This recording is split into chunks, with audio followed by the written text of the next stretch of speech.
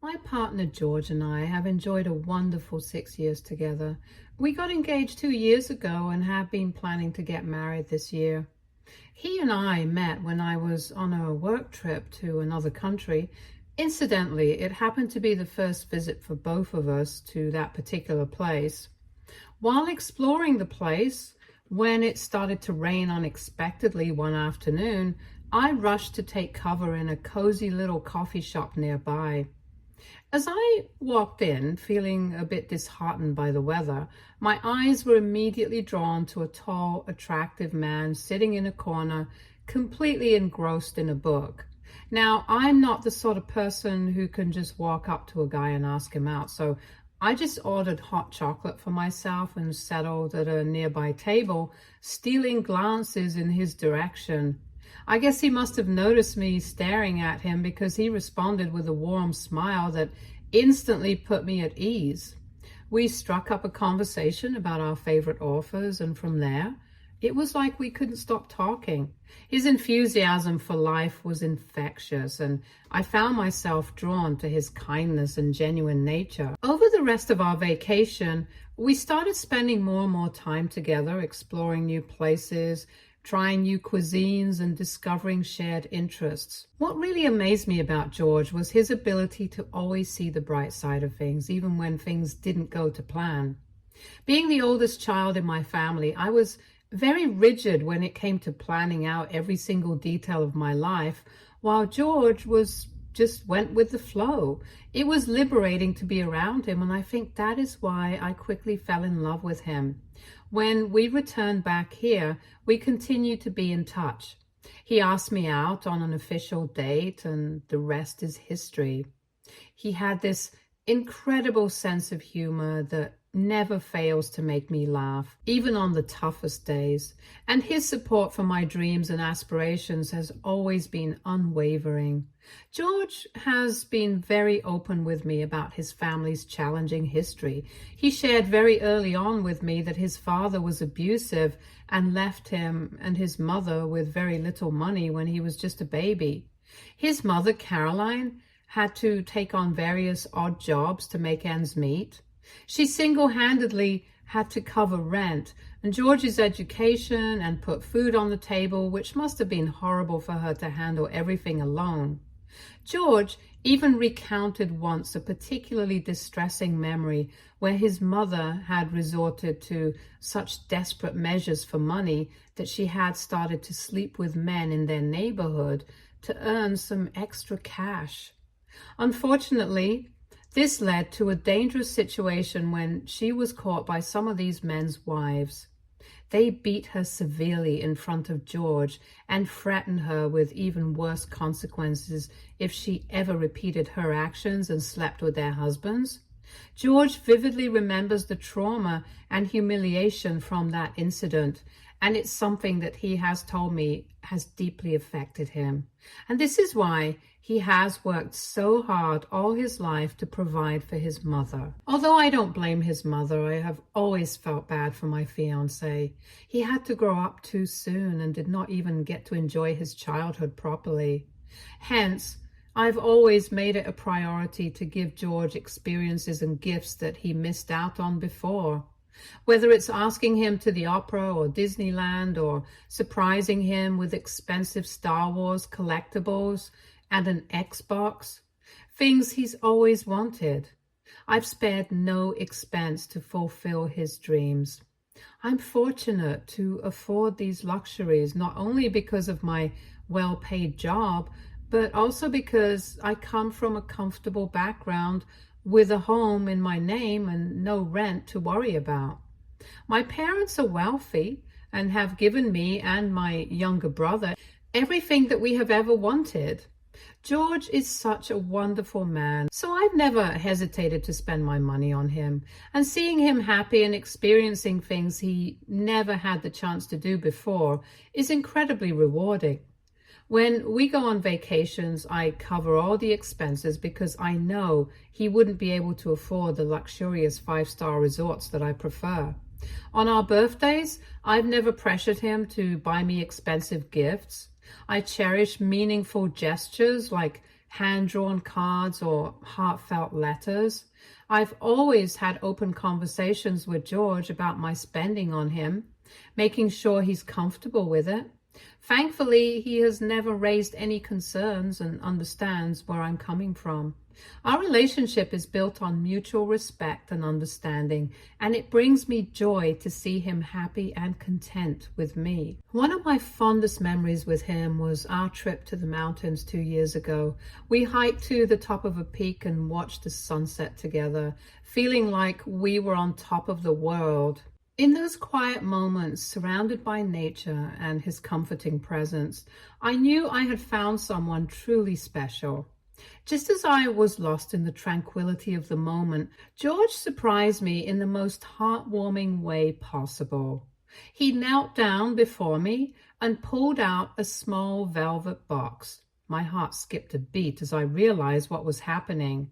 I hadn't expected a proposal then and there, but the love and sincerity in his eyes were unmistakable. Inside the box was a ring that sparkled in the fading light. A ring he had been quietly saving up to mark this very moment. Tears of joy welled up in my eyes as I said yes without hesitation, feeling an overwhelming sense of gratitude and love. In that breathtaking setting under the canopy of the evening sky, I knew in my heart that I had found not just a partner, but my soulmate. That evening, as we descended the mountain together, hand in hand, I couldn't stop smiling. It is a memory etched into my heart forever. When we started planning our future together, I felt incredibly lucky to have George by my side. He wasn't just my fiance, he was my best friend and my confidant. My parents love him as much as I do. However, the only person who seems to have a problem with us is his mother. Dealing with George's mother has been a challenge for me. Despite meeting her several times, she has never really warmed up to me. It's not that I sense jealousy or resentment, which might be more typical in future mothers-in-law. Instead, she seems to regard me with pity, almost as if she finds me distasteful. I try to initiate conversations with her about this, hoping to understand her perspective or address any concerns she might have, but she remains silent and ignores me until I eventually walk away. It's perplexing and hurtful because I genuinely want to build a positive relationship with her for George's sake. Navigating this dynamic has been tough, especially when I see how much George values family. I've learned to approach interactions with her cautiously, hoping that with time and effort we can bridge whatever divide seems to exist between us. George's mother has a peculiar reaction whenever he shows affection towards me in her presence. She visibly recoils in disgust. It's an uncomfortable situation for both of us, so we've learned not to display any signs of affection when she's around. It's a bit odd, but we respect her boundaries nonetheless. I remember the first time George dragged me to have Christmas dinner with his mother. It was just the three of us, and she hardly spoke to me throughout the evening, which made for a rather awkward experience. As we sat at the table, she and George chewed their food loudly while I found myself trying to make small talk to fill the silence. Despite my efforts, the atmosphere remained tense and awkward. I did not enjoy the evening at all since my family went all out to celebrate the holidays. We gather with extended family, exchange gifts, and enjoy festive meals together, a tradition I've always cherished from my childhood. The next year, I remember discussing with George the idea of him joining me for our Christmas celebration with my family instead of going to his mother's, but he firmly told me that he was not going to ditch his mother. I respected his decision and didn't push the matter further. It was important to him, and I understood his desire to be with his mother during the holidays. To find a balance that worked for both of us, we agreed on a compromise. We would spend the Christmas holidays separately with our respective families.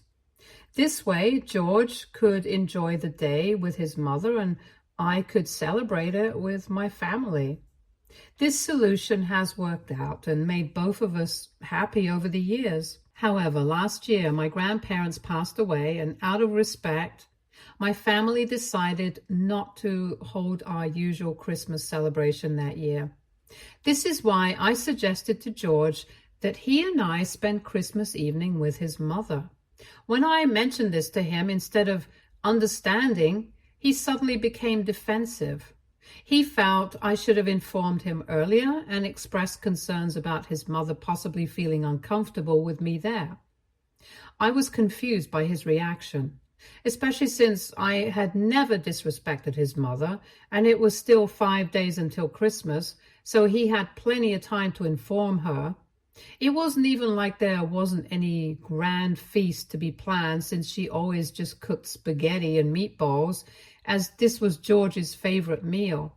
I reassured him that if he was worried about his mother cooking for me, then I could handle my meal myself, and even suggested that we could pick something up so his mother wouldn't have to cook at all, and this would also allow her to take a break. However, George insisted that his mother wouldn't approve and told me firmly that we should continue to keep our celebrations separate.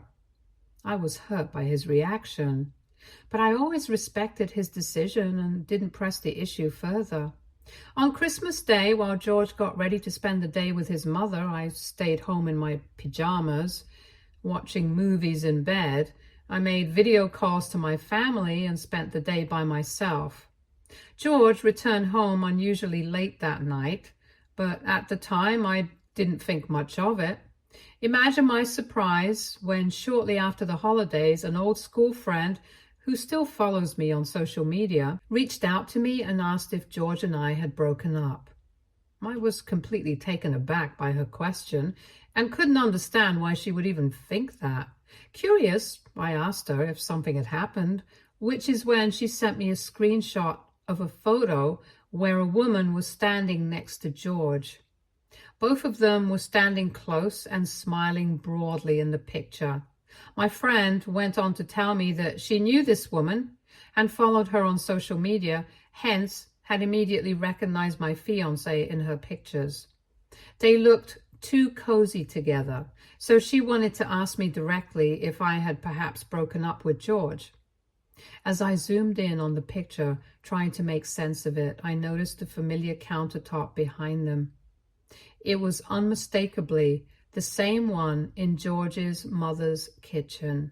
It hit me then that this photo must have been taken at his mother, Caroline's, place. My heart sank a little as I continued to scrutinize the image, noticing George in the shirt and trousers he wore during our Christmas dinner. The realization washed over me slowly. George had spent Christmas Day with his mother as usual, but what left me feeling uneasy was the realization that he hadn't mentioned meeting this mystery woman when he had chosen to spend the day apart from me, leaving me alone on Christmas. Also, it wasn't just about the photo. It was about the fact that he had never, ever brought up this woman in our entire relationship, yet seemed really friendly with her from the photo. I asked my friend to send me the profile of this mystery woman, and she kindly obliged.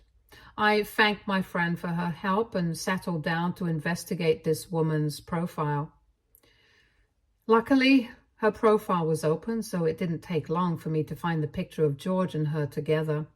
She hadn't tagged him, but I noticed that George had left a comment, a red rose emoji, under the post, indicating that he had seen the picture.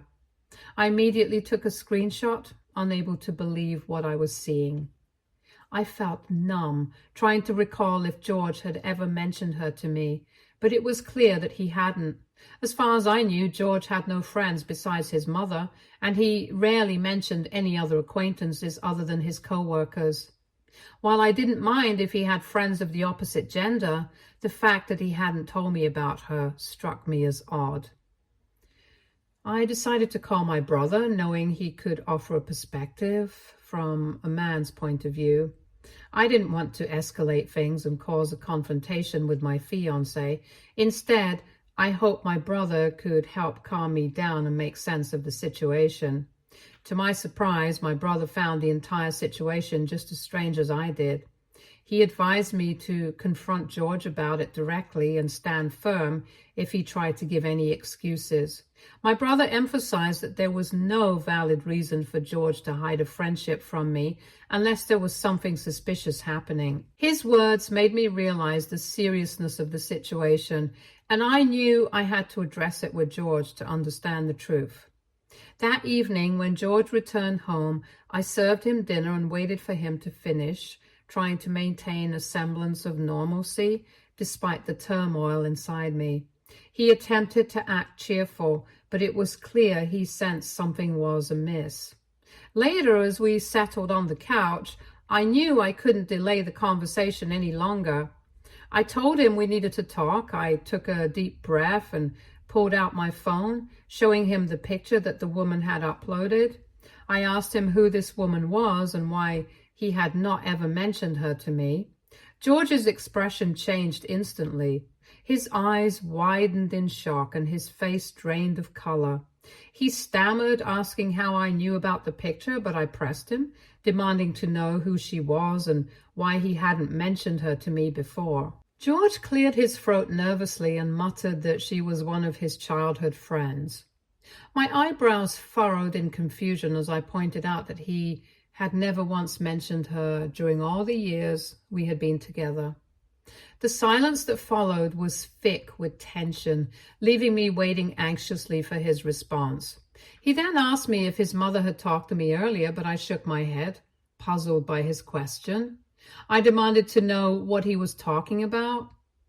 George let out a sigh and admitted that the woman in the picture was someone from his past, a childhood friend he had known a long time ago while growing up, and he explained that his mother had invited her to Christmas dinner without his prior knowledge.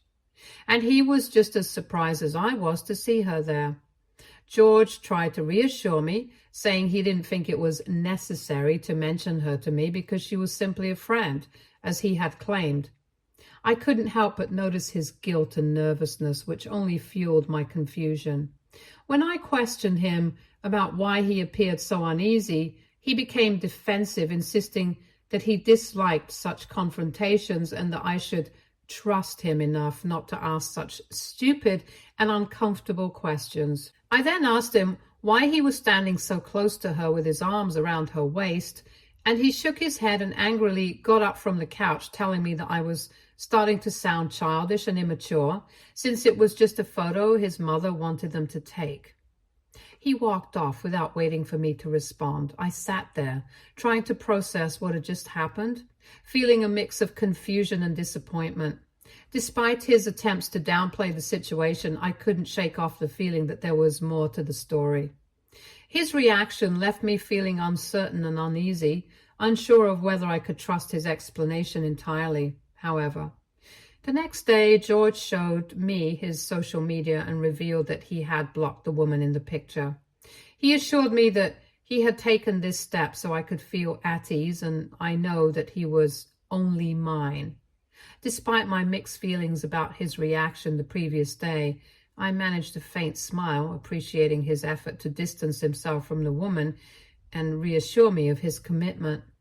I did try to call his mother and talk to her about this matter, but she refused to pick up my call, so I just let this be. I didn't bring up this incident ever again. This year, George and I had already made plans for our wedding, including booking the venue and caterer well in advance. My parents graciously covered the entire expenses without any questions. We had decided on separate bachelorette and bachelor parties for the weekend. I had arranged for my brother to accompany George to his bachelor party, knowing that George didn't have many friends to invite apart from some co-workers. While my friends and I were preparing for a relaxing and rejuvenating 3-day spa trip, George and his friends were gearing up for their own celebration separately. It was an exciting time as we each wanted to enjoy our last moments of singlehood before the big day. During the bachelorette party night, my brother kept me updated with messages about George's spending, mentioning how he was using my card on extravagant things like getting drunk and tipping strippers generously. Since I wanted George to have a good time with his friends, I offered him one of my cards, and my brother was aware of this. Despite my brother's concerns, I reassured him to relax and enjoy himself. I don't remember much from the night, as I and my girlfriends also got drunk and went for a nighttime swim, which left us tired and ready for bed. I had put my phone on silent, so I missed my brother's calls during the night. The next morning, I woke up to several notifications. When I groggily opened my eyes the next morning, I saw the barrage of messages my brother had sent me overnight. There were multiple photos and videos, so I sat up in bed, curiosity piqued. At first, the videos showed George receiving lap dances from strippers. It wasn't great, but I figured it was part of the wild night out. However, as I continued watching, my heart sank. George was getting handsy with some of the strippers, clearly blacked out drunk and making suggestive gestures. It was unsettling, but I tried to rationalize that it might be a result of too much alcohol. Then I came across the last video my brother had sent. It seemed to be recorded secretly from outside a room. In it, George, clearly drunk, was talking to one of his co-workers who was going to be the best man at our wedding. My fiance was lamenting about how much he missed having wild sex and how seeing the strippers made him horny as hell. His best man laughed as George continued saying that if it weren't for the money, he would have left my plain-looking vanilla ass a long time ago. My breath caught as the video ended. I felt a mixture of shock, hurt, and betrayal. My brother had sent several messages after that asking me if I had seen the video and expressing his fury, saying he wanted to kill George for saying such horrible things behind my back. I sat there, staring at the screen, trying to process the overwhelming emotions crashing over me. I called my brother, needing more information about the video and where it was filmed. He explained that during the night he had been out on the hotel balcony smoking when George, his best man, and a few strippers came into the hotel room, clearly drunk. My brother didn't want to disturb them, so he stayed outside, continuing to smoke. As the night progressed, the strippers gave George and his best man lap dances and performed other suggestive acts. After a while, the strippers left to go to another room. My brother then overheard George talking about me, so he decided to film it. He shared how this morning he had found George passed out in bed with a stripper and both of them naked. He told me that he was so pissed that he had immediately left since he did not want to bash my fiance's head into a wall and wanted to talk to me first about everything. Hearing this, a wave of nausea washed over me. I felt utterly betrayed and heartbroken. My brother's voice was filled with anger and concern as well. He assured me that he would support me in whatever I decided to do next. The reality of the situation was devastating, and I struggled to comprehend how everything had spiraled out of control so quickly. Long story short, I confronted George after we both returned home. I told him about the video, expecting some form of remorse or apology. Instead, George was furious that my brother had recorded him without his permission. He felt violated, which was laughable given the disgusting things he had said about me to his best man.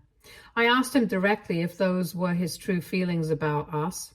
He dismissed it, saying he was just drunk and talking shit with his guy friends. He insisted my brother had no right to tattle to me. And when I asked him why he had slept with a stripper, George went on to explain that it was a bachelor party and that he was allowed to sleep with other women for that one night at least. I was taken aback, telling him that we never discussed this and he had no right to do such things.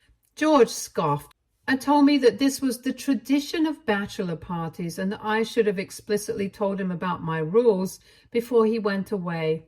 His cavalier attitude and blatant disregard for my feelings left me speechless. I realized that the man standing in front of me, who I thought I knew so well, was starting to feel like a stranger in many ways. I was so pissed that I started to pack my bags, telling George that I needed some time to think over everything. Seeing me pack, he suddenly realized the gravity of the situation and began to panic. He begged me to keep a level head, insisting that he had never done anything like this before and had just gotten carried away this one weekend. He tried to justify his actions, saying that we couldn't just throw our years of a relationship down the drain over one mistake. He assured me that he still wanted to marry me no matter what, since I was the only one he loved. However, his pleas and justifications did nothing to calm me down. Currently, I am at my parents' place, and while I still haven't called off my wedding, I am conflicted about what to do. George continues to apologize to me every day. I feel torn between the love I have for him and the betrayal I can't ignore. My parents and brother have assured me that the decision is completely up to me, though I am sure my brother will be very disappointed if I go through with the wedding. AITA if I call off my wedding, even though my fiance says this was just a one-time mistake. Update 1. Thank you to everyone for opening up my eyes. I feel like a fool for not seeing the truth about my fiance sooner.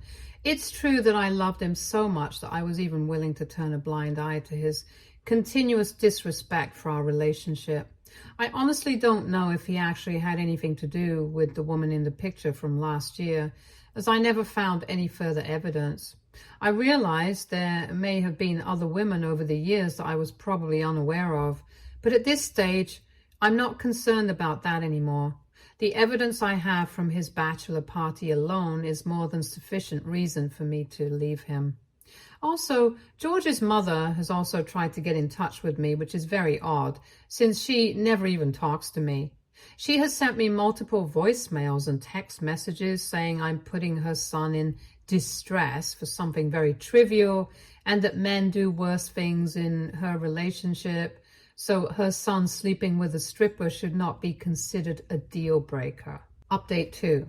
Since the wedding was already paid for, and even with cancellation, my parents were not going to get any refunds back, I decided to take this opportunity to publicly call out my fiancé in front of all our guests and end things with him so he and his mother cannot twist the narrative later. In the days leading up to the wedding, George kept texting me about how much he loved me and wanted to marry me, but I felt absolutely nothing for him anymore. On the day of my wedding, I decided to reach the venue with my parents and brother by my side, who already knew of my decision to break things off with my fiancé. I walked down the aisle on what was supposed to be our wedding day, not in a beautiful white gown, but in my casual clothes. At first, our guests seemed taken aback. The whispers and gasps of the crowd grew louder as I made my way to the front. George stood there, dressed in his tuxedo, looking confused and increasingly anxious as he saw my determined expression. He asked me why I wasn't wearing my dress, but I ignored him. I reached the front as the room fell silent and everyone holding their breath in anticipation. I took a deep breath, my heart pounding in my chest, and then I slammed the eviction papers into his hands. You have cheated on me, disrespected me, and used me for my money. All these years, I thought you were just some special guy, when in reality, you were just a broke man-child. The audacity you had to sleep with a stripper and call it a one-time mistake makes me believe you must have done these things a lot throughout our relationship. I feel utter disgust looking at you. Your mother clearly did not raise you well, and you are not fit to be part of my family. You have a week to move out of my house, otherwise my brother and my dad will be happy to kick your ass to the streets. I said, my voice echoing through the room. I am done with you and your lies. George's face went pale and his eyes wide with shock. The murmurs of the crowd turned into an audible gasp. I felt a mix of empowerment and sadness, but I knew this was the right thing to do. My dad then stepped forward and announced, everyone from our side of the family is welcome to join us at the reception, where we will be celebrating my daughter's breakup from this cheating man. As for people from George's guest list, I must ask you to leave immediately. George's mother looked furious and tried to loudly say how disrespectful I was being towards her son, and that George had been apologizing to me all along, but I was too pig-headed to forgive him. My mother, infuriated by her words, shot back. No self-respecting man would have cheated on their fiancé. If you can't see how vile your son is, then you both deserve each other. George and his mother tried to quickly gather their things, feeling utterly humiliated, and left, along with one or two of their co-workers who had come to attend. Once they were gone, the atmosphere shifted. We spent the rest of the day dancing and enjoying the feast I had envisioned for my wedding. My friends and family made sure I knew I wasn't alone. My brother pulled me aside and told me how proud he was of me for standing up for myself. His words made me feel sentimental because if you have a sibling, you know that brothers hardly ever give you any compliments. Honestly, I think humiliating George in front of everyone gave me back some sense of power that I had lost during our relationship. I feel like I have finally taken control of my life. Update 3. Hey, it's been a few weeks since my last update. For anyone wondering, George did try to contact me after the incident on our supposed wedding day to apologize for his mother's behavior, but I blocked him. Also, he moved out of my place without causing any issues, so I'm now back living at my place peacefully. Stay tuned for more stories from our girl relationships.